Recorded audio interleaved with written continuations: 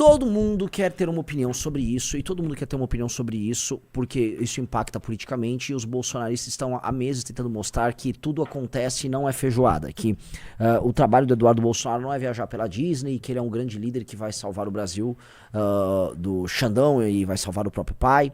E ele está, obviamente, ele e o Paulo Figueiredo, eles vão querer surfar nessa história. Mas isso é o que menos me importa. O que eu vi nesse instante, e a Duquesa de Tax, ela publicou sobre isso, e eu queria começar porque a gente vai falar de efeitos e vamos falar de agentes políticos, né? Então a gente vai ter que tentar prever alguns efeitos, tentar descobrir quais são as causas e entender o que os agentes políticos estão achando. De start, vem das publicações de petistas e vem das publicações de fãs do PT e de bolsonaristas e fãs do Bolsonaro. Os dois estão comemorando. Quando nós estamos num cenário em que esses dois comemoram, vocês sabem quem se ferrou. Que foi esse tweet da Duquesa de Tax, e eu gosto desse tweet.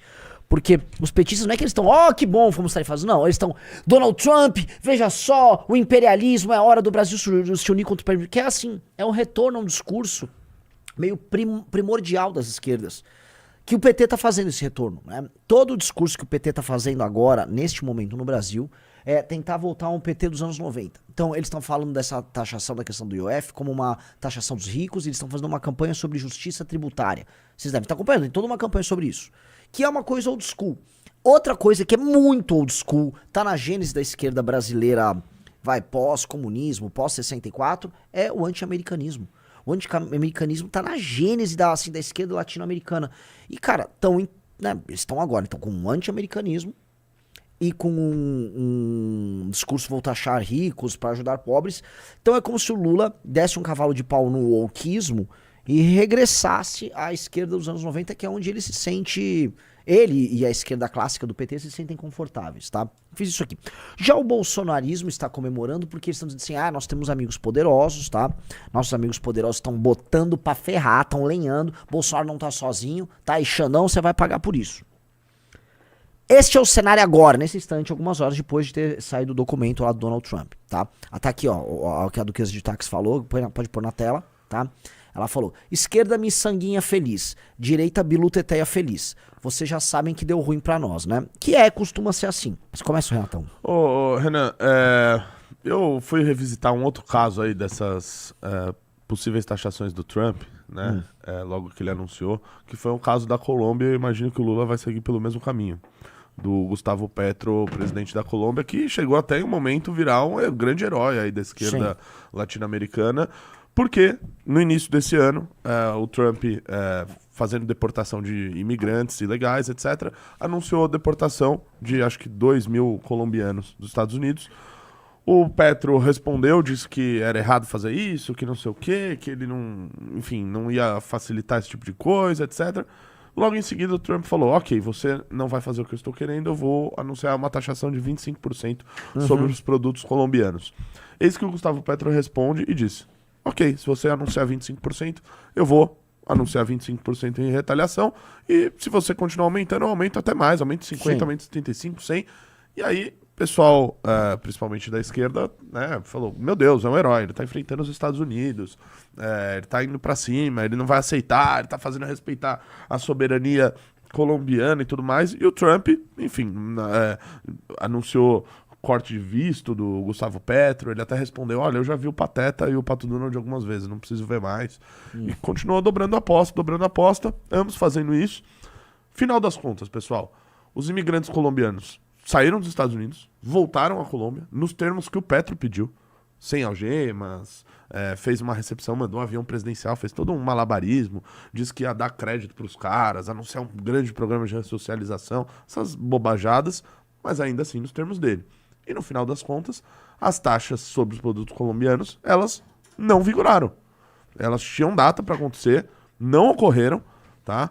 Hoje a taxa que tem feita pelos Estados Unidos sobre a Colômbia é a mesma taxa que tem no mundo inteiro, que é a taxa dos 10%, que o Trump anunciou em abril. E no final das contas, esse assunto morreu.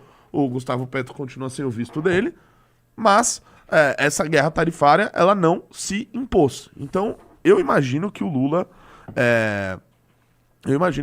vai, até porque já foi aprovado no Congresso, a questão da reciprocidade, né? Então, o Lula tem liberdade para fazer essa negociação do mesmo jeito que a Colômbia fez com os Estados Unidos, para talvez tentar chegar em um meio termo ou definir algumas outras coisas. Só mais um ponto, que eu acho que a gente ainda vai falar mais, de BRICS, etc. Isso é um argumento seu pró, nada acontece feijoada. É isso. Tá. O outro ponto é do porquê, né? Quais foram as motivações principais? Foi porque o Paulo Figueiredo foi na comissão de subcomissão, da subcomissão de direitos humanos para imigrantes, da subcomissão? Não foi. Eu, assim, sinceramente acredito que não foi por isso. Mas sim pelas definições que ocorreram na cúpula dos BRICS no Brasil, dia 6 e 7 de julho. Dentre elas, uma das coisas que foi definida entre os países, um dos milhares, centenas de tratados aí assinados, falava sobre a questão dos estados terem soberania para fazer a sua regulamentação das redes sociais. E isso vai na contramão de todo esse discurso bolsonarista e do MAGA, de que os países não podem fazer isso porque se trata de cidadãos americanos e de empresas americanas, e mesmo que não estejam em solo americano, tem que respeitar a primeira e segunda emenda americana e ponto. Né? Então, me parece muito mais uma retaliação a esse tipo de iniciativa, a outras que foram discutidas aqui, aprovadas aqui, sobre regulamentação de inteligência artificial, do que o Trump com uma grande preocupação com a democracia brasileira ou com o Bolsonaro. Eu tô na linha do Renato. É legal a gente fazer uma leitura do texto, porque o próprio documento diz muito sobre quais são as prioridades e sobre qual o desenho da carta. Naturalmente, eles estão ajudando um aliado político deles no Brasil, sim. O Trump entregou dois tweets, né? Um ontem, um comentário sobre o próprio tweet, e depois uma citação ao Bolsonaro do documento. Né? Não é dito que o documento ele foi feito... Assim, esta é uma taxação que está sendo feita para o Bolsonaro. Ele faz um manifesto para o Bolsonaro no primeiro parágrafo, e depois ele prossegue com as razões sobre a taxação. Tá? Então é importante a gente fazer a leitura, porque... Né, aquela coisa hermenêutica. Antes de você falar, eu vou tomar uma opinião, vamos ler o bagulho, vamos ler. E aí a gente começa a entender, a gente começa a depender daquilo, tá? As razões. Naturalmente isso aqui é um exercício interpretativo, né? Que a gente vai vir aqui foi isso que aconteceu. A gente também tem algum grau de interpretação, uma subjetividade nossa aqui, que a gente vai discutir para chegar em algum termo. Tem aí a carta, vamos fazer aqui o trampo, Rizeta? Quer ler ou podemos começar? Então, essa parte mesmo, vai lá. Vamos lá, a carta ela é endereçada ao Lula, tá? E isso começa, pode ser que, assim, realmente não conheço muito desses protocolos, ela poderia ser endereçada ao chefe de Estado do Brasil, mas basicamente, ele cita o presidente da República, o Lula, então ela é como se ela tivesse um endereço formal no sentido de um ataque político, tá? Mas isso às vezes não é necessário. Talvez eu esteja falando besteira aqui, tá? Mas citar o Lula nominalmente é começar a música com o refrão, tá? Ele diz: prezado senhor presidente, conheci e lidei com o ex-presidente Jair Bolsonaro e o respeitei profundamente, assim como a maioria dos outros líderes de países. A forma como o Brasil tem tratado o ex-presidente Bolsonaro, um líder altamente respeitado em todo o mundo durante seu mandato, inclusive pelos Estados Unidos, é uma vergonha internacional. Esse julgamento não deveria estar acontecendo. Trata-se de uma caça às bruxas que deve acabar imediatamente. Este tom e este primeiro parágrafo, tá? Mostra assim, tá aqui, me mostra ele do nada tá entregando. Assim, o Trump soltar um documento iniciando com isto, ele está querendo criar algum tipo de relação da sanção com o apoio dele ao Bolsonaro, que é o que ele está colocando, tá? E eu acho que é isso que os bolsonaristas, o Figueiredo, o Eduardo, talvez o próprio Jair queiram para a construção de uma mitologia a respeito deles. E esse primeiro parágrafo vai na linha do que ele já havia tuitado lá essa semana. Já, né? Sim. Aí ele prossegue. Em parte devido aos ataques insidiosos do Brasil contra eleições livres e os direitos fundamentais de liberdade de expressão dos americanos, como foi ilustrado recentemente pelo Supremo Tribunal Federal Brasileiro, que emitiu centenas de ordens secretas e ilegais de censura às plataformas de mídia social dos Estados Unidos, ameaçando-as com milhões de dólares em multas e expulsão do mercado brasileiro. A partir de 1º de agosto de 2025, cobraremos uma tarifa de 50% sobre qualquer produto brasileiro enviado aos Estados Unidos, além de todas as tarifas setoriais existentes. Mercadorias transbordadas para evitar esta tarifa de 50% estarão sujeitas à tarifa mais alta. Vamos lá. Então, volto pro começo, porque assim, o começo desse parágrafo que interessa, sobe. Ele bota, em parte devido aos ataques insidiosos do Brasil contra as eleições livres. Ele tá falando do quê ali? Que tiraram o Bolsonaro da eleição. Bolsonaro seria não ter uma ataque. eleição livre. Tá, então e ele os bota... direitos fundamentais de liberdade de expressão dos americanos. Aí tá falando das empresas americanas que estão sendo afetadas por isso, pelas sanções. Então ele trouxe ali, primeiro, ele saúda o Bolsonaro no primeiro parágrafo.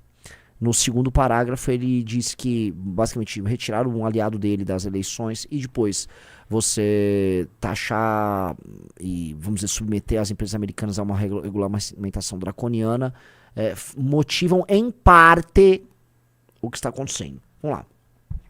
Aí ele prossegue. Então a gente tem que fazer hermenêutica aqui, vamos pegando. Então assim, ele está atribuindo também essa sanção, ele está atribuindo como razão dela a defesa do Bolsonaro, que ele faz, né, do parceiro dele, e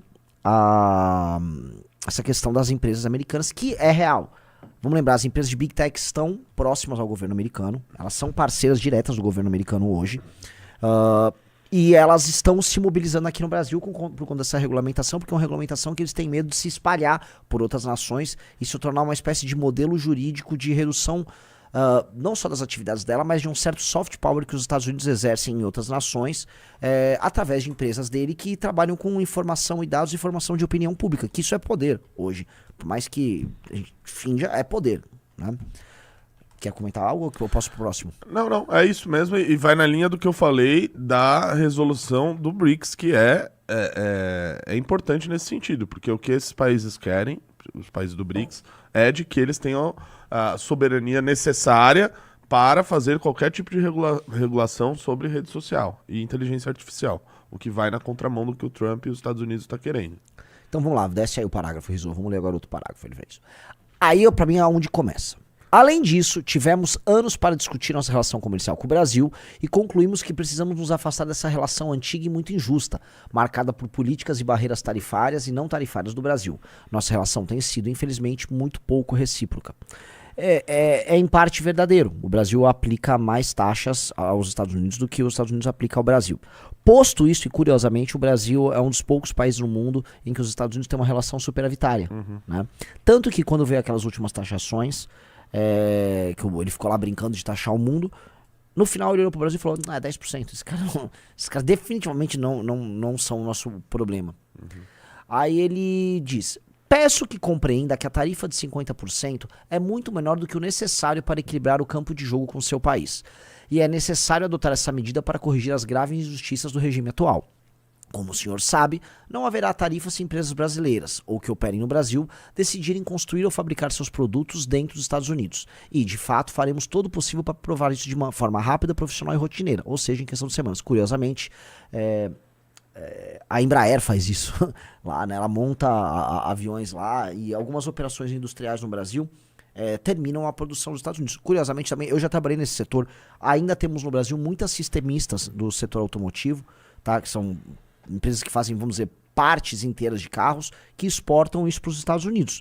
No caso, a produção desse material ficaria altamente comprometida.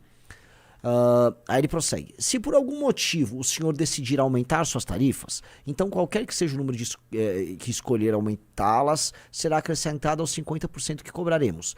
Por favor, entenda que essas tarifas são necessárias para corrigir os muitos anos de políticas tarifárias e não tarifárias do Brasil, causando déficits comerciais insustentáveis contra os Estados Unidos. Nesse ponto é mentira, os Estados Unidos não está em déficit com o Brasil, os Estados Unidos está em superávit, a balança comercial americana é favorável para eles. Aí prossegue, esse déficit é uma grande ameaça à nossa economia e de fato à nossa segurança nacional. Aí isso aqui é discurso para dentro. Ele tá mentindo, porque os Estados Unidos são superavitários em relação com o Brasil, mas ele soa, vamos dizer, ele está defendendo o interesse americano. Então, eu vejo na carta dele vários materiais, um apoio a um aliado político no Brasil, um apoio às empresas de Big Tech, e agora um aceno ao produtor americano, e a ideia de America First. Venham brasileiros produzir aqui, como se a gente fosse uma grande produção, grande potência industrial indo produzir lá. Aí ele fala, além disso, por causa dos contínuos ataques do Brasil às atividades comerciais digitais das empresas americanas, bem como de outras práticas comerciais desleais, estou instituindo o representante de comércio dos Estados Unidos, Jameson Greer, a iniciar imediatamente uma investigação de seção 301 contra o Brasil. que é uma legislação que abre, vamos dizer, é dos anos 70, se não me engano, essa legislação, que abre, vamos dizer, uma espécie de um processo interno para averiguar essa relação desigual, desproporcional que tem com os Estados Unidos. Em geral, quem costuma receber isso, tá, cai nesse 301, acaba entrando num grande litígio jurídico com os Estados Unidos, e isso costuma ir para a OMC, na Organização Mundial do Comércio, para, enfim, resolver isso juridicamente. E o Brasil já foi ao OMC não por causa disso, mas em outros casos. Acho que inclusive com os Estados Unidos. Prossegue. Se o senhor quiser abrir seus mercados comerciais, até então fechados para os Estados Unidos, e eliminar suas políticas tarifárias e não tarifárias e barreiras comerciais, nós talvez consideremos um ajuste dessa carta.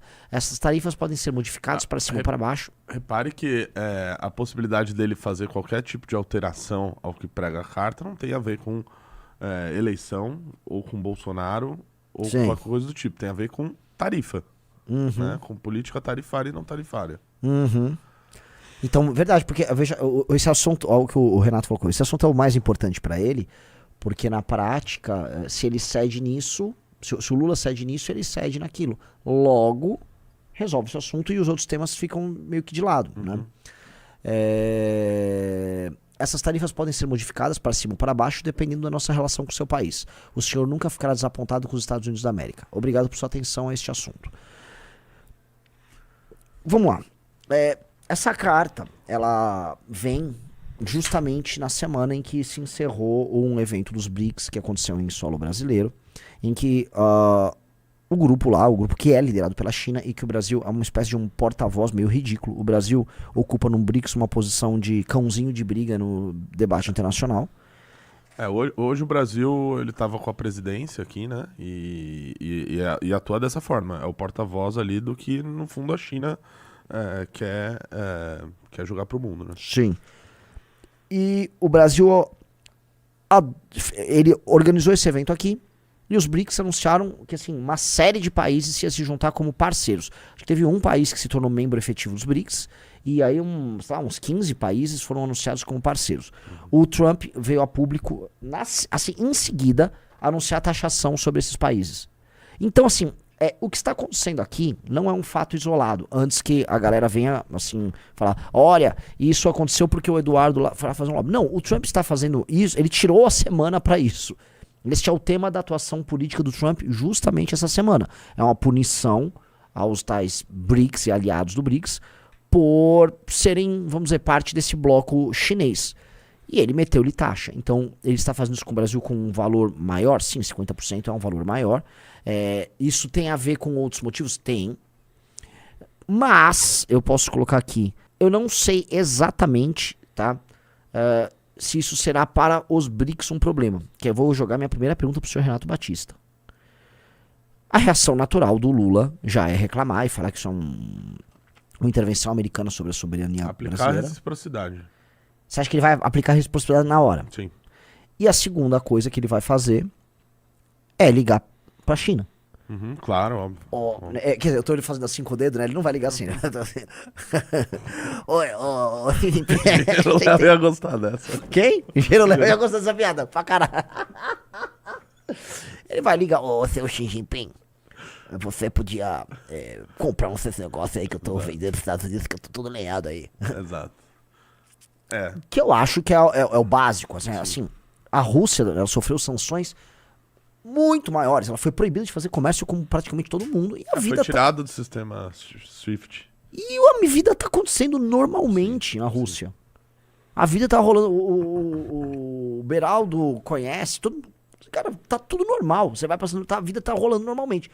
Quem fez essa inserção da Rússia nesse mundo paralelo é a própria China. E aí eu te pergunto, você prevê algo nesse sentido? Com certeza.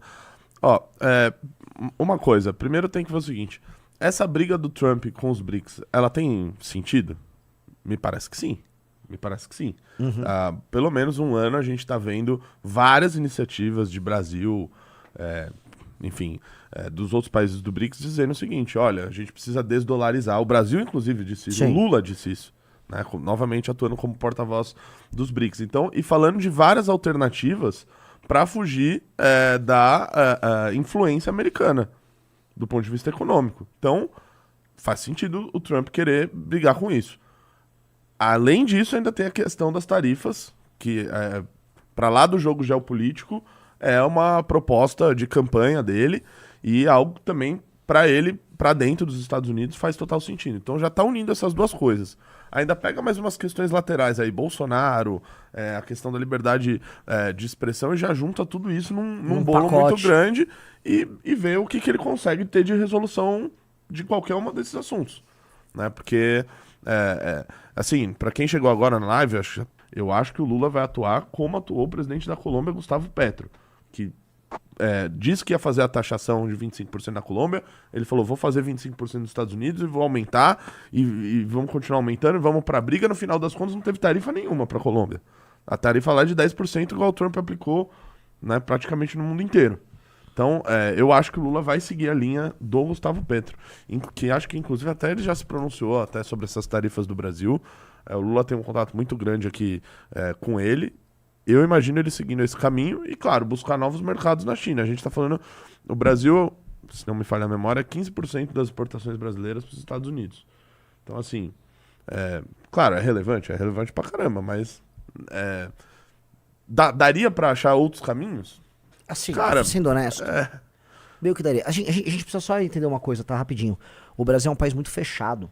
O Brasil exporta pouco. Vocês sabem disso, né? Existe aquela visão assim, o Brasil é um país agroexportador. Gente, o Brasil, ele é um país agro, tá? Ele também exporta, mas nós não somos um grande exportador. O Brasil é fechado pro mundo, tanto para importações quanto para exportações. O Brasil é um país fechado, acima de tudo. Então, mesmo na relação com os Estados Unidos, que já não é mais o maior parceiro comercial do Brasil, isso não é grandioso.